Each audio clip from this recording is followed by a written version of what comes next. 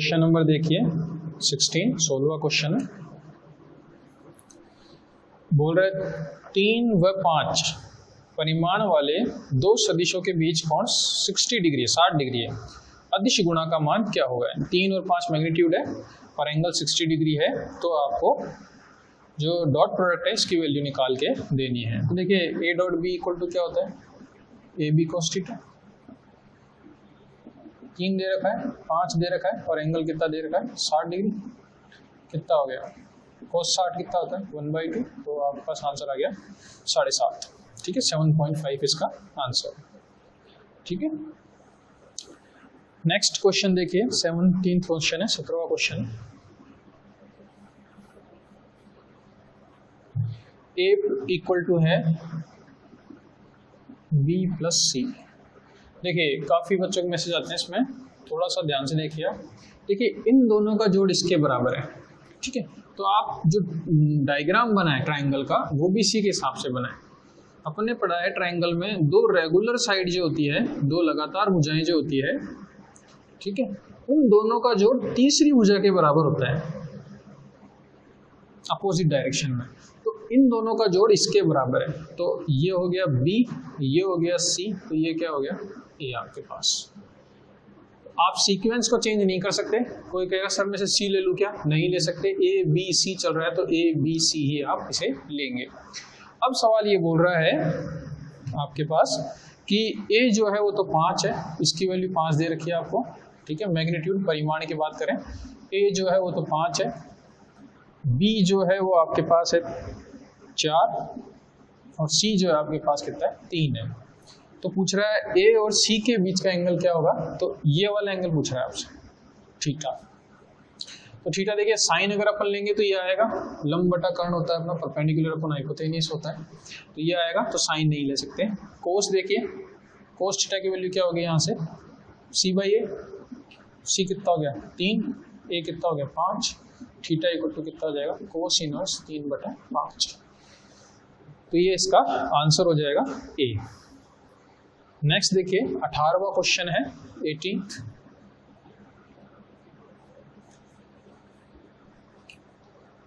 एक रिलेशन दे रखा है आपको, a प्लस बी का मैग्नीट्यूड जो है बराबर है a माइनस बी के मैग्नीट्यूड के। तो a और b का एंगल बताइए, दोनों के बीच का एंगल बताइए। इस तरह के सवाल में मैं आपको पहले बता चुका कि स्क्वायर कर लीजिए करिए। तो ये हो जाएगा a square plus B square plus 2ab cos theta equal to हो जाएगा a square plus B square minus 2ab cos theta. ये कैंसिल आउट हो जाएंगे आपके, इसको इधर ले आइए। तो 4ab cos theta equal to 0, cos theta equal to 0, किसकी वैल्यू हो जाएगी? cos 90 की। थीटा इक्वल टू कितना हो जाएगा? 90 या π/2। जो रिलेशन आप देखा आंसर π/2, तो π/2 इसका आंसर हो जाएगा। 19वां सवाल देखिए। देखिए वैसे मैं सभी सवालों को समझा रहा हूँ, फिर भी आपको दिक्कत हो तो आप टेलीग्राम चैनल से जुड़ सकते हैं और मेल कर सकते हैं, आपको डिस्क्रिप्शन में मिल जाएंगी दोनों चीज़ें, तो आप वहाँ से मैसेज कर सकते हैं मुझे। 19वां सवाल देखिए, दे रखा आपको रिलेशन है a plus B equal to C. एक रिलेशन तो ये दे रखा है, दूसरा दे रखा है सी स्क्वायर है। तो ए और बी के बीच का एंगल क्या होगा? ए और बी के बीच का कोण क्या होगा? ये आपको निकाल के देना है। तो इसका आप स्क्वायर कर लीजिए, तो आपके पास आ जाएगा A square B square 2ab cos theta equal to C square. ठीक है, इसका स्क्वायर ग्राफ हमने तो ये आया। इसमें से इसको घटा दीजिए, 3 - 2 कर दीजिए। तो जैसे ही करेंगे ये वाली टर्म कैंसिल आउट हो जाएगी, LHS में ये दोनों टर्म कैंसिल आउट हो जाएगी और RHS में सी स्क्वायर कैंसिल आउट हो जाएगा। तो आपके पास यहाँ से आ जाएगा 2ab cos theta equal to 0 या cos थीटा इक्वल टू 0 यानी cos 90, थीटा इक्वल टू कितना हो जाएगा? 90। यहाँ से आंसर आ जाएगा। इस तरह की टर्म आपको कहीं मिले या ब्रैकेट मैग्नीट्यूड वाली टर्म कहीं भी मिले तो आप स्क्वायर कर लीजिए करिए, फिर अपने आप ही सवाल हो जाएगा जैसा ये हुआ है। नेक्स्ट क्वेश्चन थोड़ा अच्छा क्वेश्चन है, देखिए 20 क्वेश्चन है। देखिए मैं करके सवाल को मिटा देता हूँ, तो आप चाहें तो स्क्रीन को पॉज करके और स्क्रीनशॉट ले लें या अपनी नोटबुक में जैसा भी है उसे नोट कर लीजिए।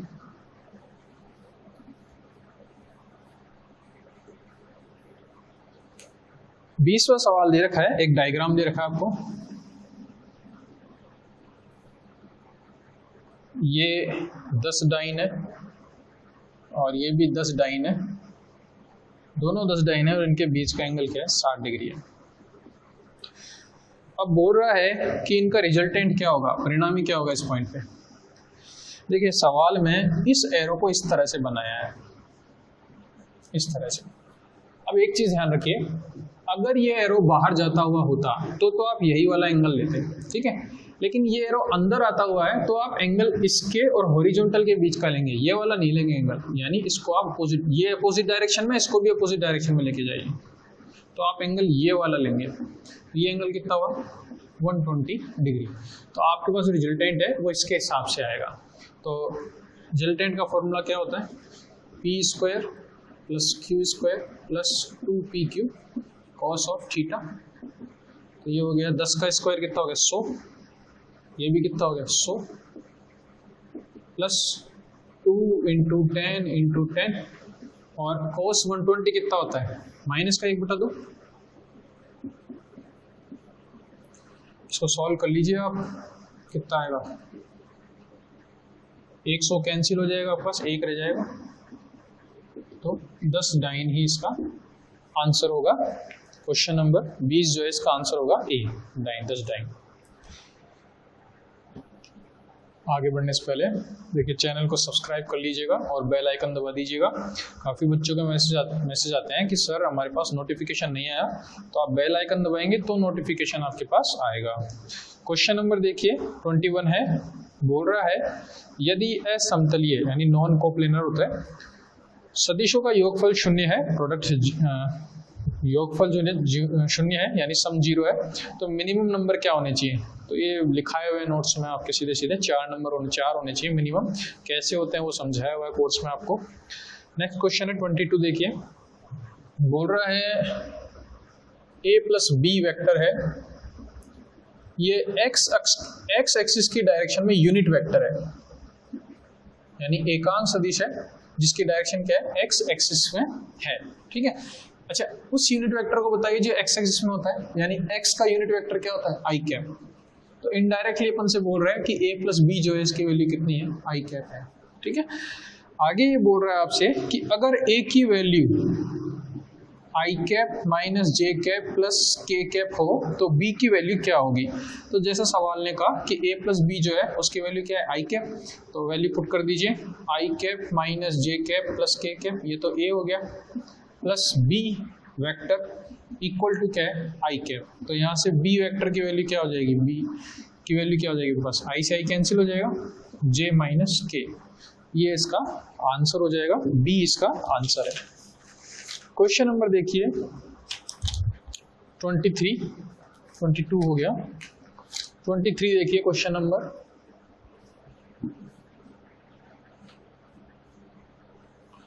क्वेश्चन बोल रहा है अगर a + b + c = 0 हो तो कौन सा रिलेशन सही होगा। ये आपको कोर्स में सब करवा रखे हैं, सारे लिखवा रखे हैं, इनका कारण भी बता रखा है, कोर्स भी बता रखा है, उस पर न्यूमेरिकल भी करवा रखे हैं आपको। फिर भी जो इसमें दे रखा है उसका मैं थोड़ा सा आपको समझा देता हूँ कि कैसे क्या है, ठीक है। हालांकि कोर्स में पूरा सॉल्व करा कर रखा है। एक सीधी सी बात समझिए, मान लीजिए दो वेक्टर है p और q, ये दोनों इक्वल है। अगर ये दोनों इक्वल है तो p का मैग्नीट्यूड q के मैग्नीट्यूड के बराबर है, p का परिमाण q के परिमाण के बराबर है, और p की डायरेक्शन q के डायरेक्शन के सेम है, ठीक है। यानी p.p कैप और q.q कैप कैसे हैं, सेम है। ये इसके इक्वल है, ये इसके इक्वल है, यही इसका मतलब होता है। इसके अपोजिट अगर अपन देखें माइनस में, तो इसका मतलब क्या होगा, इसका मतलब होगा कि p का जो मैग्नीट्यूड है वो q के मैग्नीट्यूड के तो इक्वल है, परिमाण में बराबर है दोनों, लेकिन दोनों की डायरेक्शन कैसी है, अपोजिट। आगे चीज समझ यहाँ तक। अब इसको देखिए, अपन इसको लिख सकते हैं a + b = -c।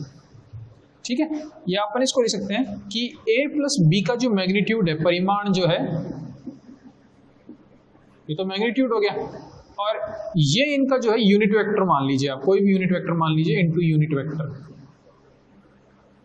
बराबर क्या होगा, सी का magnitude into minus unit vector, minus इसके साथ चला गया, तो क्या होगा कि मैग्नीट्यूड तो दोनों का सेम है लेकिन डायरेक्शन कैसी है, दोनों की अपोजिट है।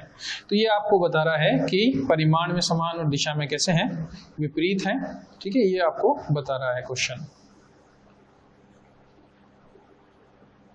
ठीक है, तो मैग्नीट्यूड सेम है तो इसका मतलब क्या हो गया, a plus B equal to क्या है, सी वेक्टर का मैग्नीट्यूड दे रखा है, जो आपका ऑप्शन बी है, तो इसका बी होगा इसका आंसर। वैसे पूरा सॉल्व करवा के रख रखा है आपको कोर्सेज में। नेक्स्ट देखिए 24th,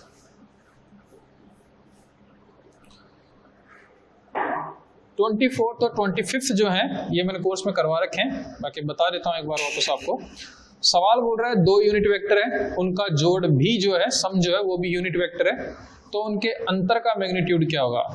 ठीक है, यानी दो एकांक सदिश का जोड़ भी एकांक सदिश है तो उनके अंतर का परिमाण क्या होगा। ये तो 24वां क्वेश्चन है आपका। 25वां भी ऐसा ही कुछ है, बता दूंगा आपको, 25वां बोल देता हूं मैं एक बार। वो है दो एकांक सदिश का परिणामी भी एकांक सदिश है तो बीज कोण क्या होगा। ये इस तरह क्वेश्चन है। तो मान लीजिए दो यूनिट वेक्टर मैंने मान लीजिए, कोई भी आप यूनिट वेक्टर मान सकते हैं। मान लो ए कैप पहला यूनिट वेक्टर है, b cap unit vector b है। बोल रहा है इन दोनों का जोड़ जो है वो भी यूनिट वेक्टर है, तो सी मैंने मान लिया। आगे चीजें अपन को भी यहाँ से कोई मतलब नहीं है, बस मैं आपको समझा रहा हूँ। ये पहला हो गया, ये दूसरा हो गया, और ये क्या हो गया, तीसरा हो गया। अब ये बोल रहा है कि इनके अंतर का मैग्नीट्यूड क्या होगा। तो देखिए इन दोनों का जोड़ क्या है, ये है। ठीक है, तो अपन ने रिजल्टेंट का फॉर्मूला लगाया तो क्या होता है, A square plus B square plus 2ab cos theta equal to C square. A का मैग्नीट्यूड कितना हुआ 1, इसका मैग्नीट्यूड कितना हुआ 1, 1 इंटू 1 1 ही हुआ, cos थीटा इक्वल टू इसका मैग्नीट्यूड कितना हो गया 1। यहाँ से आपके पास आ जाएगा cos थीटा इक्वल टू -1/2 यानी cos 120, या थीटा कितना हो जाएगा 120 डिग्री। तो इसका मतलब ये है कि अगर इन दोनों का जोड़ सी के इसके बराबर है, यानी ये यूनिट वेक्टर है और ये भी यूनिट वेक्टर है, तो इन दोनों के बीच का एंगल कितना होना चाहिए, 120 डिग्री होना चाहिए। आगे पहली चीज समझ में आपको। अब ये बोल रहा है कि इनके परिमाण, इनके अंतर का परिमाण क्या होगा। तो एक चीज समझिए, जैसे मान लीजिए ये A है, ये B है आपके पास। ठीक है, तो इसका रिजल्टेंट कितना हो जाएगा A प्लस B, ये इनका जोड़ हो गया। अब आपको निकालना है इनका अंतर, डिफरेंस। तो डिफरेंस क्या हो जाएगा, A माइनस बी। तो B को आपको 180 से रोटेट करना होगा, पाई से रोटेट करना होगा। तो अंतर निकालने के लिए या डिफरेंस निकालने के लिए आपको वेक्टर को पाई से रोटेट करना होता है। आगे बस है, तो यहाँ जोड़ के लिए जो आपने एंगल लिया है, अगर उसे आप पाई से हटा देंगे, पाई से माइनस कर देंगे अगर आप, तो आपके पास अंतर के लिए जो एंगल है वो आ जाएगा। तो डिफरेंस के लिए जो एंगल हो जाएगा अंतर के लिए, वो मान लिया मैंने थीटा मान लो या फाई मान लो, वो कितना हो जाएगा 180 माइनस 120 यानी 60 डिग्री पर क्या आ जाएगा, अंतर आ जाएगा, डिफरेंस आ जाएगा। अब इसका मैग्नीट्यूड आपको निकालना है, तो सिंपल है, मैग्नीट्यूड कितना हो जाएगा, वही A square plus B square plus 2ab cos, अब थीटा नहीं आएगा, अंतर के लिए एंगल क्या लिया आपने, फाई लिया है, तो कॉस फाई, ये रिजल्टेंट हो जाएगा इसका। तो ये कितना हो जाएगा 1 1 2 और cos 60। cos 60 कितना होता है, किस cos 60 1/2 होता है, तो कितना हो जाएगा पास 3 हो जाएगा। ठीक है, 3, हाँ ये आर स्क्वायर के बराबर होता है, अंडर रूट कर लीजिएगा आप, जो भी है √3 इसका आंसर हो जाएगा। ठीक है, ये तो आपको 24th हो गया। और 25 जो है वो आपको यहीं तक पूछ रहा है, यानी थीटा कितना हो जाएगा 120 डिग्री हो जाएगा। तो ये आपका 25 क्वेश्चन हो जाएगा। ओके, नेक्स्ट क्वेश्चन देखिए 26।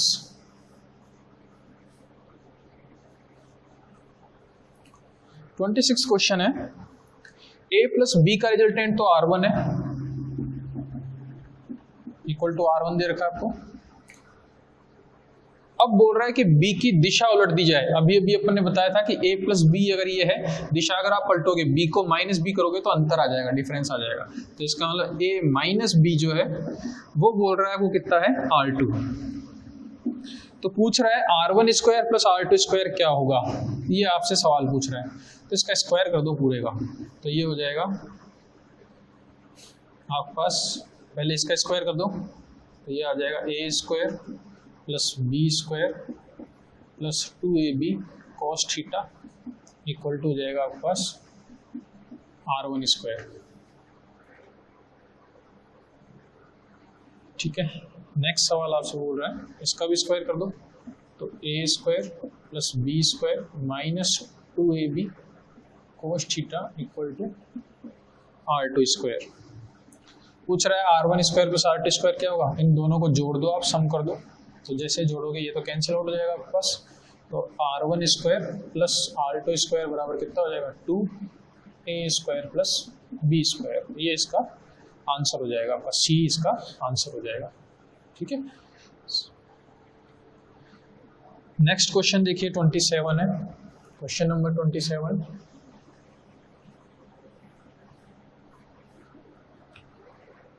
क्वेश्चन बोल रहा है a plus B equal to r है, ये पहले गिवन है आपको, और a वेक्टर जो है वो परपेंडिकुलर है a प्लस 2b वेक्टर के, यानी ये जो है इसके परपेंडिकुलर है। तो रिलेशन पूछ रहा है कि b और r का क्या रिलेशन होगा। चलिए एक चीज देखिए यहाँ से, अगर a और कोई भी दूसरा वेक्टर अगर परपेंडिकुलर होता है तो इनका डॉट प्रोडक्ट जीरो होता है, अदिश गुना जीरो होता है। तो इसका मतलब a डॉट a plus 2b vector equal to क्या होगा, जीरो होगा, यही होगा। अब यहां से वैल्यू निकाल लीजिए आप, a डॉट a कितना हो जाएगा a स्क्वायर, और ये कितना हो जाएगा 2ab कोस थीटा, ये दोनों के बीच का एंगल हो जाएगा a डॉट b जब आप लिखेंगे ऐसे। ठीक है, तो पूरा सॉल्व करके दिखा देता हूँ आपको। ये हो जाएगा a डॉट a तो a स्क्वायर हो जाएगा, ये आ जाएगा 2a dot b equal to 0, यानी ये हो जाएगा a square plus 2ab cos theta equal to 0। ठीक है, ये आपका इक्वेशन 1 हो गई, ये 2 हो गया आपका इक्वेशन। अब इक्वेशन 1 से देखिए, आप इक्वेशन 1 को क्या लिख सकते हैं, a square plus B square plus 2ab cos theta equal to r square. भाई इसका रिलेशन यही होता है रिजल्टेंट का। इक्वेशन 3, ये वाली वैल्यू देखिए, तो इस पूरी वैल्यू की वैल्यू क्या हो जाएगी अपनी, 0 हो जाएगी। तो यहाँ से आपका आ जाएगा b square equal to r square या बी इक्वल टू आर, ये आपका आंसर है बी और आर की वैल्यू का। तो ऑप्शन सी इसका सही आंसर होगा।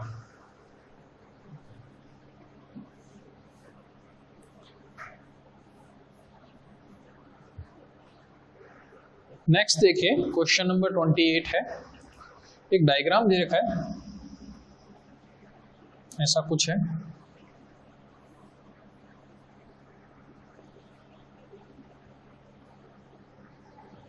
ये तो A है, ये B है, ये C है, ये P है, ये Q है और ये R है। बोल रहे हैं R जो है वो इसका मिडिल पॉइंट है PQ का, तो A B C के बीच में क्या रिलेशन होगा, ये आपका सवाल है। देखिए इन सवालों को करने के बहुत सारे तरीके हैं, एक इजी तरीका मैं आपको बताता हूँ। इससे आप एक पैरेललोग्राम बना लीजिए, इसके पैरेलल लाइन खींच दीजिए, तो ये इसके पैरेलल हो गया। ठीक है, आप बना दीजिएगा इसके पैरेलल जो भी है, और इसके पैरेलल यहाँ पे बना दीजिए। तो ये B है तो ये भी B वेक्टर होगा, और ये है तो ये भी A वेक्टर होगा। तो सीधी बात है कि ये जो है वो भी कितना होगा, C होगा। तो देखिए अपन से पूछ रहा है ABC में क्या रिलेशन होगा, तो इस वाले ट्राइंगल को आप देखिए। देखिए A प्लस बी बराबर होता है B प्लस A के, ये तो आपको पता ही है। तो इन दोनों का जोड़ किसके बराबर हो जाएगा, 2C के। तो आपके पास रिलेशन हो जाएगा A plus B equal to क्या हो जाएगा, 2C। एक रिलेशन है आपके पास A। ठीक है, आंसर A हो जाएगा इसका। ओके, नेक्स्ट क्वेश्चन देखिए 29th। बोल रहा है कि P dot Q cross P है की वैल्यू क्या होगी। तो देखिए आपको बताया था अगर A क्रॉस B अपन लिखते हैं और इक्वल टू C होता है तो C इन दोनों के परपेंडिकुलर होता है, दोनों के लंबवत होता है, यानी C B के भी परपेंडिकुलर होगा और A के भी परपेंडिकुलर होगा। यहाँ पर अगर अपन Q क्रॉस P देखें तो वो जो आंसर आएगा, चाहे आप R मान लीजिए कुछ भी, जो है ये जो आंसर आएगा मान लीजिए R है, तो R जो Q के भी परपेंडिकुलर होगा और P के भी परपेंडिकुलर होगा, यानी दोनों से ही डॉट प्रोडक्ट क्या होगा, 0 होगा। तो इसकी वैल्यू R हो गई और R डॉट P की वैल्यू क्या हो गई, 0 हो गई। तो ये आपका आंसर हो गया B। नेक्स्ट है 30th क्वेश्चन है आपका, A dot B equal to 0 है, A dot C equal to 0 है, तो A किसके पैरेलल होगा, समांतर होगा। देखिए यहाँ से आपको पता लग रहा है A परपेंडिकुलर है B के, पहले आ चुका है ऐसा सवाल, और A परपेंडिकुलर है C के, आगे वैसे। अब देखिए यहाँ से A B के परपेंडिकुलर है, A C के परपेंडिकुलर है, B क्रॉस C जो है इसका जो आंसर आएगा वो दोनों के परपेंडिकुलर होगा, ठीक है। आंसर मान लीजिए आप D मान लीजिए, तो D जो है वो इन दोनों के परपेंडिकुलर है और A भी इन दोनों के परपेंडिकुलर है, तो D और A आपस में कैसे होंगे, पैरेलल होंगे। D और A आपस में कैसे होंगे, समांतर होंगे। तो इसका आंसर होगा B क्रॉस C के क्या होगा, पैरेलल होगा, समांतर होगा। नेक्स्ट क्वेश्चन है आपका 31st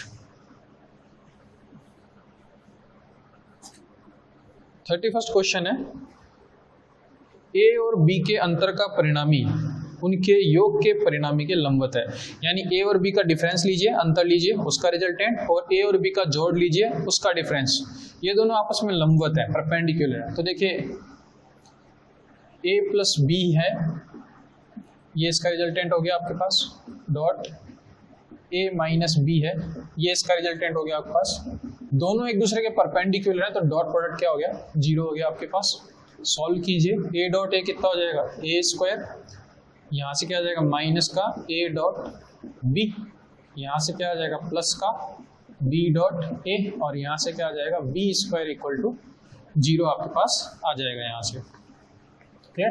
अपन जानते हैं A डॉट B बराबर क्या होता है, B डॉट A, ये दोनों टर्म कैंसिल आउट हो जाएगी आपके पास, तो ये आ जाएगा आपके पास ओके, माइनस का B स्क्वायर आएगा, यहाँ पे चेक कर लीजिएगा, ठीक है। ये दोनों टर्म्स कैंसिल आउट हो जाएगी, आपके पास बच जाएगा A square minus B square equal to 0, या A इक्वल टू B आपके पास आ जाएगा आंसर 31st का A आंसर हो जाएगा। नेक्स्ट देखिए 32, तो 32 और क्वेश्चन नंबर 5 जो है वो सेम है, तो आप वहाँ से देख लीजिएगा, और 33 भी इसी तरह से होगा, जैसे मैंने क्वेश्चन नंबर 5 कराया था उसी तरह से होगा। 33 का आंसर हो जाएगा D 180 डिग्री, ठीक है। 34 देखिए, 34th है A इक्वल टू है 3, B इक्वल टू है 4 and A cross B equal to जो है मैग्नीट्यूड वो कितना है 6 है। पूछ रहा है A और B के बीच का एंगल क्या होगा, ये आपका सवाल है। तो A क्रॉस B जो है इसका मैग्नीट्यूड क्या होगा, AB साइन थीटा। जब आप मैग्नीट्यूड की बात करते हैं, परिमाण की बात करते हैं, तो एन कैप नहीं लिखते हैं। A क्रॉस B कितना दे रखा है 6, A कितना है 3, B कितना है 4 साइन थीटा, ये कितना हो गया 12 हो गया, या साइन थीटा इक्वल टू कितना हो जाएगा यहाँ से 1/2, या थीटा की वैल्यू कितनी हो जाएगी 30 डिग्री, ठीक है। 30 डिग्री इसका आंसर हो जाएगा A। नेक्स्ट देखिए 35,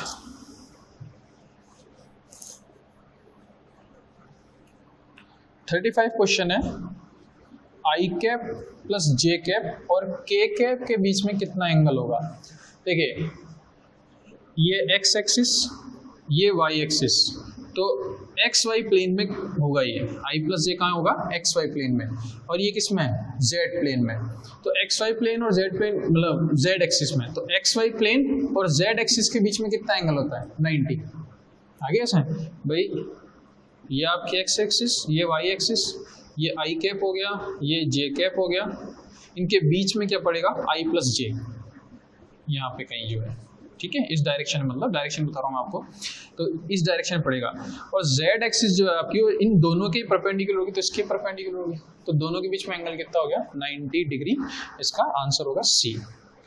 तो यहाँ पर ये वेक्टर जो है आपके खत्म होते हैं। नेक्स्ट लेक्चर में अपन आगे वाला जो टॉपिक है वो पढ़ेंगे, आप इसे देख लीजिएगा, समझ लीजिएगा। कोई क्वेरी हो तो आप मेल कर सकते हैं, डिस्क्रिप्शन में आपको मिल जाएगा। चैनल को सब्सक्राइब कर लीजिए। Thank you.